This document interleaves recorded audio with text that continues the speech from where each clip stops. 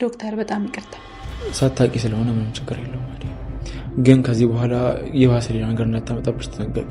እሺ ዶክተር እጠነቀቃለሁ። በቃ እኔ ልሂድ። እሺ ግን ብቻሽን ነው እንዴ የመጣሽው? አዎ ለልዬ ወደ ቤት ገባች። ሳልጠይቅ ወደ ቤት መመለስ አልቻልኩም ነበር። አንተ ሁሉንም ነገር ልክ ነበር፣ ከኔ ነኝ የተሳሳትኩት። አታስቢ፣ አንዳንድ ጊዜ ያጋጥማል። አስባለሁ እንጂ እንዴት አላስብም። ውለታን እንዴት መመለስ እንዳለብኝ አላውቅም። ራስን ለእኔ ስትል የማታውቅ አደጋ ውስጥ አስገብታለሁ። ለውለታ ብዬ አይደለም አደይ፣ አንድ አደይ እንደሚያውቃት ሰው እንደዛ ነው ያደረኩት። በቃ እና ግዴታ ሌላ ምክንያት ሊኖረኝ ይገባል? አዎ የሆነ ነገር ሲፈጠር በጭንቀት በመከራ ውስጥ ዞር ስለ አጠገብ ያገኛለሁ። አሁንም ለሆነው እስከ ዛሬም ለሆነው ነገር ብቻ ለሁሉም ነገር በጣም አመሰግናለሁ። ፈጣሪ ውለታን ክፈል። በሰዓቱ እንደዛ ስትይ ለሁለታችሁ መለያየት እኔ ምክንያት የሆንኩ ይመስሎኝ በጣም ብዙ አስቤ ነበር። ቆይ አደይ፣ ለሁለታችሁ መለያየት እኔ ምክንያት ነኝ እንዴ? አይ በፍጹም ዶክተር። ቆይ ግን እንዴት እንደዛ አሰብክ? በሰዓቱ እኮ በጣም ተናድጄ ስለነበር። ደግሞ አንተ መቼም እንቅፋት ሆነብን አታውቅም። እንደውም ሁሌም ስንጣላ አንተ ነህ በመሃል ገብተህ የምታስማማው። ሁሉን ነገር የምታይበት መንገድ ጥሩ ነው። አንቺ ከተረዳሽኝ አደይ፣ ሌላም ነው ቢል ምንም አይመለከተኝም። ለማንኛውም አሁን ልሽልሽ፣ ሴትዮዋ ሳትሄድ በፊት ወጣ ባትያለ ከአሁን በኋላ ምን ቀረ ብላ ትመጣለች። ቢሆንም አደይ መጠንቀቅ። እሺ ዶክተር እጠነቀቃለሁ። አሁን አንተን ስራ ላስፈታ። በድጋሚ ደግሞ ለተፈጠረው ነገር በጣም ይቅርታ። አደይን እኮ የሚያስገድደው ወስዳታለች በለው። እንደዚህ አይነት ነገር ደግሞ እየፈጠሩ ማውራት ጀመሩ። ፈጠራ ሳይሆን እውነት ነው። ዴቭ እህቴ ናት። አደይ አንድ ነገር የምትሆን ከሆነ አልፋታም። እስካሁን ዝም ብያለሁ። ለምን እኔን ከምታስጨንቁኝ ሄዳችሁ ዶክተሩን አትጠይቁት? እሱ የት እንደሄደች በደንብ ያውቃል። ዶክተሩንማ እናት አሳሰረችው። ስሙ፣ ስለ እናቴም ስለ እኔም ምንም አይነት ነገር ማውራት አይጠበቅባችሁ። ደግሞ ሩታ ምን ትሰሪያለሽ? ቀጥ ብለሽ ወደ ቤት ግቢ። አታስመስል በእናትህ። በደንብ ታውቃለህ። እንዴት አላውቅም ትለኛለህ? የገዛ እናት አይደለች እንዴ አደይ ልትገላት የነበረችው? ምንድነው የምትለው? ሰሙኛላችሁ? እስካሁን ስለ እናቴ ስታወሩ ዝም ብያችሁ። ከዚህ በኋላ ግን ስለ እናቴ የምትናገረው ነገር ተጠንቀቅሽ። አልጠነቀቅም። አዎ አልጠነቀቅም። እንዴ ቆይ እዚህ ሀገር ላይ እንዴ ድሀ ሰርቶ መኖር አይችልም እንዴ? አንተም እናትን በቃ ተፋቱ፣ ተው። ይኸውልህ ትሰማኛለህ? ደግሞ አደይ በሰላም ማላገኛት ከሆነ አልፋታም። ይሄንን ያው ፍቅር ለወራት ነበር። በጣም ታሳፍራለሽ። ዳይመንድ ወዴት ነው? ጠብቀኝ። ወዴት ነው የምትሄጂው? ዴቭ ዶክተር እኮ ችግር ውስጥ ነው፣ መሄድ አለብኝ። እነሱ የሚሉትን ነገር በሙሉ አትመኝሽ። ዶክተርና አደይ እዛ ሆቴል ውስጥ ነው። አይ ዴቭ፣ ሁሉም ነገር የቢርና ያልሚ ስራ ነው እንጂ ዶክተር ምንም ጥፋት የለበትም። ዝም ብለሽ ስለማታውቂው ነገር አታውሪ። ለምን ቁመት ሰማታለህ ዴቪ? ለምን አቤት አሉ? ምን እየሆንክ ነው አንተ? አላበዛውም እንዴ? አደይ ስታንከራትታ ዝም ስላልክ የፈራው መስል እበረጋግዳለሽ። ማለት ሁሉ ነው አታመጣለህ። ምን ልታመጣለህ?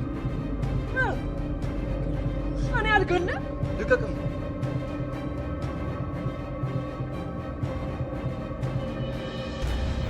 አደይ ምንም ስላልሆነችና በሰላም ከዛ ቤት ውስጥ ስለወጣች ደስ ያላችሁ ካላችሁ ቪዲዮ ላይክ እያደረጋችሁ ብዛታችሁን አሳዩኝ።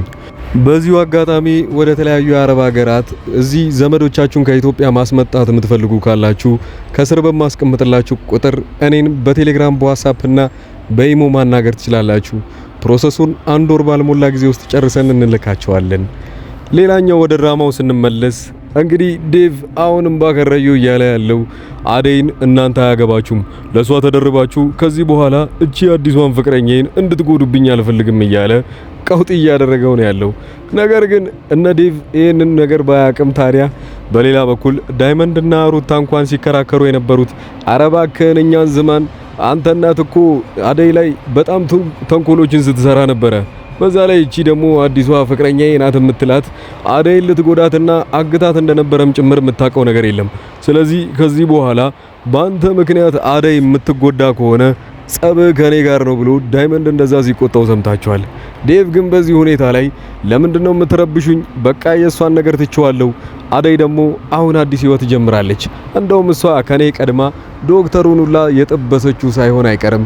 በዚህ ሰዓት ላይ እንደውም እዛ ሆቴል አካባቢ ላይ እሷን ያየዋት ከዶክተሩ ጋር ነበረ።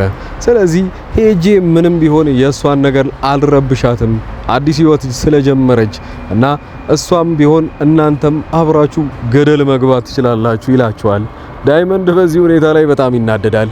እህቴን እናትህ እንደዛ እንደፈለገች ስታሰቃያት አንተ ግን እዚህ ለሷ እንኳን ልትደርስላት አልቻልክም። ለምንድነው አሁን ደግሞ የምትረብሻት? በቃ ከዚህ ውጡልን። አደይን እህቴም ቢሆን ከዚህ በኋላ አትደርስብህም፣ አንተም አትድረስባት ይባባላሉ። ዴቭ ምንም የሰማው ነገር አልነበረም። እሱ የሚያውቀው ያኔ እየሮጠ ወደ ክፍሉ ሲገባ ከዶክተሩ ጋር አንድ ላይ ስለያዛቸው ብቻ በአደይ ተናዶባት ከዛ ቦታ ላይ ይወጣል። እንደውም በጣም ስለተናደደባት ብቻ ቶሎ ከዚህ አግብቶ መሄድ እንደሚፈልግ ጭምር ተናግሯል። ያኔ ግን ራሱን እዛ አረጋግቶ ወደዚህ ተመልሶ ይመጣል ማለት ነው። ዴቭ እንደምንም ብሎ እናቱን ወደዛ ወደ መጣችበት ሀገር ሸኝቷታል። ሲመለስ ታዲያ አሁን የቀረችው እቺ አዲሱ ፍቅረኛው አለች። ከሷ ጋርም ሳምንት ከሞላቸው በኋላ ወደ መጡበት ወይንም ደግሞ እናትየው ወዳለችበት ተመልሶ አብሯት መሄድ ይፈልጋል። መጀመሪያ ግን ከሷ ጋር መሄድ አልፈለገም ነበረ። እናትየው አሊያም እኔንም የምታለኝና የምታስቸግረኝ ከሆነ ለአባትህ ነግረውና እሱ መጥቶ ጉዳዩን እንዲጨርስ አድርገዋለሁ። ያንንም አትፈልግ ከሆነና አባትህ ያንተ ምክንያት እንዲሰማ ካልፈለግ አሁን እኔ የምልህን አድርግ ብለዋለች። ለዛም ነው ከዴቭ አደይን እንኳን እንዳናገራት እንደነበረው አንዴ ላግባትና ትንሽ እዛ እንደቆየን እንዲሰለቻት አድርጌ ወዲያው ትፈታኛለች፣ እኔ ተመልሼ ወደዚህ እመጣለሁ፣ ያኔ እኔና አንቺ አብረን ጉዟችንን እንቀጥላለን። ያኔ በዛ ነበር የተስማሙት። ይሁንና ዴቭ ግን ይሄንን ካሰበ በኋላ ድንገት ከዶክተሩ ጋር ካያት በጣም ተናዶ እኔ እቅዴና ተጠብቅልኝም ማለት ነው። ስለዚህ እሷም ቢሆን የራሷን ህይወት ጀምራለች። አሁን ላይ እኔም እንደፈለኩ መሆን እችላለሁ ብሎ ዴቭ አሁን እሷን አግብቷት ወደ መጡበት ቦታ ሊመለሱ ይፈልጋል። አደይ ግን በዚህ በኩል ዶክተሩን አልሰማ ብላ እናትየው ለኔ ምናልባት ሁለተኛ እድል ልትሰጠኝ ነው ብላ እሷ ወደ አዘዘችባት ክፍል ውስጥ ስትገባ ጭራሽ መርፌ አዘጋጅታ እንደጠበቀቻት አይታችኋል። እንደውም እቺ አዲሱ ፍቅረኛው ተብዬ መርፌውን ይዛ ልትወጋ ስትል ለሊ ወዲያው ትደርስና ልጅቷን ትጥላታለች። አደይ ከዛ ቦታ ላይ እንደተነሳች አንቺ ምንም ነገር ማድረግ ባትችይም በጉልበት የራስሽን ልታደርጊ ትችያለሽ፣ ነገር ግን ከዚህ በኋላ አጠገቤ እንዳትደርሺ ትላታለች። በዚህ ሁኔታ ላይ ከተስማሙ ወዲያውኑ አደይ ዶክተሩን ለማመስገንና ዶክተሩ እንደዛ ሲመክራትና ሲያድናት እንደነበረ ጭምር አይታለች።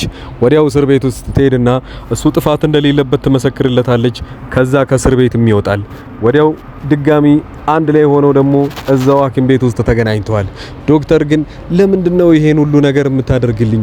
እኔ የሆነ ተንኮል ተሰራብኝ ብዬ ልክ መጥፎ ነገር ሊደርስብኝ ሲል ወዲያውኑ ነበረ አጠገቤ ማገኘ። ይሄ ሁሉ ነገር ግን እንደዚሁ የመጣ ነገር ነው ወይ ብላ ትጠይቀዋለች። አዎ ሌላ ምን ሊሆን ይችላል? እኔ እንደውም እኮ ከዴቭ ጋር ብዙ ጊዜ ላስታርቃችሁ እየሞከርኩ ነበረ። አንቺ ግን በዛ መልኩ አልተረዳሽኝም። እንደውም የባሰ ያጣላችሁ እንደምታስቢ ነበር የነገርሽኝ። አይ አሁንም ማሳስበው እንደዛ እያደረክ አይደለም።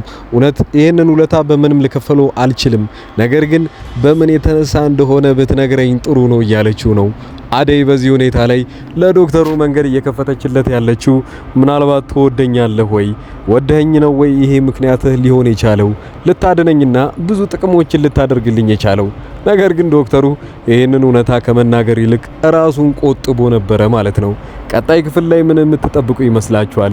ሌላኛዋ ለሊ ደግሞ በዚህ በኩል ባቡሬ ወይንም ገጀራውን ሁለቱ አንድ ላይ ከተስማሙ በኋላ ባቡሬም ተመልሶ መጥቶ ገጀራው እውነትም ወንድምሽ ሳይሆን አይቀርም፣ ነገር ግን ወንድምሽ ሆኖ እሱ ያንቺን እህትነት አይፈልግም። ካንቺ የሚፈልገው ገንዘብሽንና ቤትሽን መካፈል ነው የሚፈልገው። የእናቱ የሆነውን አንድ ያጋራችሁ ነገር አለ፣ ከዚህ ውጪ ሌላ ነገር አይፈልግም። እንደውም ሌላም እንዳናገርኩት ከሆነ ቤዛ ፌክ የሆነ ሰነዶችን ይዛ ነው እያስፈራራችሽ ያለችው። ስለዚህ እነዛን ሰነዶች ወስደሽ ለፖሊሶች የምትሰጪ ከሆነ ምናልባት እነዚህ ሁሉ ነገሮች እንዳለ በአጠቃላይ ፌክ ሆኖ ስለሚገኙ ቤዛ ሳታሸንፍ አንቺም ቢሆን ቤትሽ በስርዓት ይመለስልሻል ማለት ነው። ገጀራው ግን ከዛ እስር ቤት ሲወጣ አንቺም እሱን ለመቅረብና ምናልባት ወንድምነቱን አገኛለሁ ብለሽ የምታስቢ ከሆነ ተሳስተሻል። ወንድምሽ እንኳን ቢሆን እሱ ግን አንቺን መቅረብና የእህትነት ፍቅሩን ካንቺ ማግኘትም አይፈልግም። በዚህ ሁኔታ ላይ አብራችሁ መቀጠል አትችሉም። ይሄ ነው እኔ የማውቀው መረጃ ብሎ ለለሊ ነግሯታል። ለሊ ግን በዚህ ሁኔታ ላይ አሁንም ቢሆን ወንድምነቱን እንደምትፈልግና በቀላሉ ተስፋ እንደማትቆርጥ ጭምር ነበር የተናገረችው። ቀጣይ ክፍል ላይ ምን የምንጠብቅ ይመስላችኋል? የራሳችሁን ሀሳብ ኮሜንት ላይ ያስቀመጣችሁልኝ። ሌላው እንደነገርኳችሁ ዱባይ ሀገር፣ ሌሎች የተለያዩ ሀገሮች መሄድ የምትፈልጉና ፕሮሰስ የጀመራችሁ ሰዎች ከስር በማስቀምጥላችሁ ቁጥር በቴሌግራም በዋትስአፕ እና በኢሞ እኔን ማናገር ትችላላችሁ። እስከዛው ድረስ መልካም ጊዜ